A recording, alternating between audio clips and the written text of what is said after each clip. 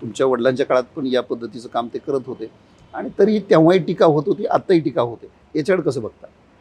माझ्या वडिलांनी म्हणजे हे जर मी ऐकलं नसतं, पाहिलं नसतं तर मे बी मला आज आज टीकांचं वाईट वाटलं असतं. पण माझ्या वडिलांच्या काळात म्हणजे जेव्हा टीका व्हायच्या तेव्हा मी पप्पांना विचारलं, तुम्हाला वाईट नाही वाटत का असे एवढे वाईट वाईट लोक बोलतात? तर त्यांनी मला तेव्हा एक घटना सांगितली त्यांच्या लाईफमधली. ते म्हणले की मी माणिकचंदची जाहिरात जेव्हा करायचो तेव्हाही माझ्यावर खूप टीका करायचे लोक. आणि मी हत्तीचं चित्र काढलं होतं. हत्तीवर मी माणिकचंदचा बॅनर लावला होता. त्याच्या मागे भुंकणारी कुत्रीचं चित्र होतं. तर ते म्हणतात, चू लक्षात ठेव, हत्ती चालतो, कुत्रे भुंकतात. अच्छा, जाहिरातच केली होती, बाकायदा जाहिरात होती ती. आणि माणिकचंदचा बॅनर होता त्या हत्तीवर आणि भुंकणारी कुत्री मागे होती. तर त्यांनी जाहिरातीच केली होती ती अशी पूर्णपणे.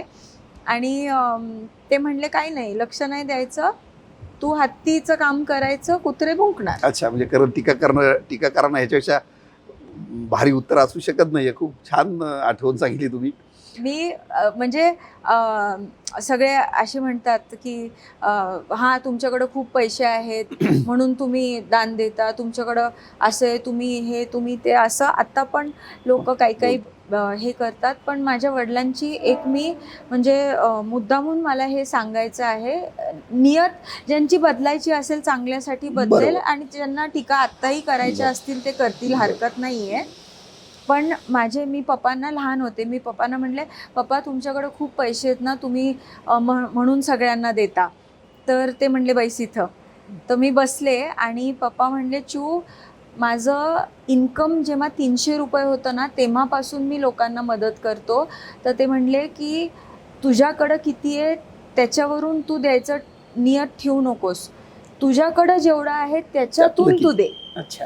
आणि त्यांच्याकडं 300 रुपये होते तेव्हा ते म्हणले की माझ्याकडं 300 होते, पण माझ्यापेक्षाही कोणाला तरी गरज होती तर माझ्यातले मी काढून द्यायचो. तर नियत असली पाहिजे, ते इम्पॉर्टंट आहे की तुमच्याकडं जे आहे त्याच्यातून द्या तुम्ही. कारण कुणीतरी असं असतंच ज्यांना आपल्यापेक्षा जास्त गरज आहे, नाही तर ज्यांना आपण मदत करू शकतो. तर म्हणजे पैसे आहे म्हणून मदत करायची नाही, तर पैसे आल्यावर मदत करेल. ह्याच्यापेक्षा मी माझ्या वडिलांचं पाहिलेलं आहे, शिकलेलं आहे की जे आहे त्याच्यातून करायचं.